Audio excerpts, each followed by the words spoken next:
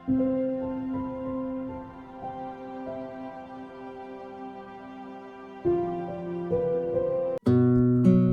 The lord. దేవునికి మహిమ కలుగును గాక.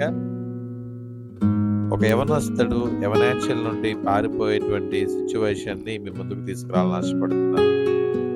ఆదికాండం 39వ అధ్యాయంలో మరి పోతీఫరు భార్య యవనస్తుడైనటువంటి యోసేపును మరి పాపం చేయడానికి ఎంతో ప్రయత్నం చేసింది. అయినప్పటికీ కూడా యోసేపు దేవుని యందు భయభక్తులు కలిగినటువంటి జీవితము కాబట్టి మరి ఆ యొక్క ఇంటి యజమాని పోతీఫరు మీద ఆయనకున్నటువంటి గౌరవాన్ని బట్టి అవకాశము పాపం చేయడానికి ఉన్నప్పటికీ కూడా ఆ పాపానికి చాలా దూరంగా పారిపోయాడు. నిజంగా ఒక ప్రశ్న అడుగుతాను, ఇలాగ ఎంతమంది ఈ రోజులు యవనస్తులు ఇటువంటి సిచ్యువేషన్ కలిగి ఉన్నారు? దేవుని కొరకు నిలబడిన వాడు, దేవుని యందు భయభక్తులు కలిగిన జీవితము పాపాన్ని అసహించుకుంటుంది అని యోసేపు ఈ ప్రపంచానికి చాటి చెప్పాడు. అందుచేతే యోసేపును దేవుడు దీవించాడు. దేవునికి మహిమ కలుగును గాక. ఆమేన్.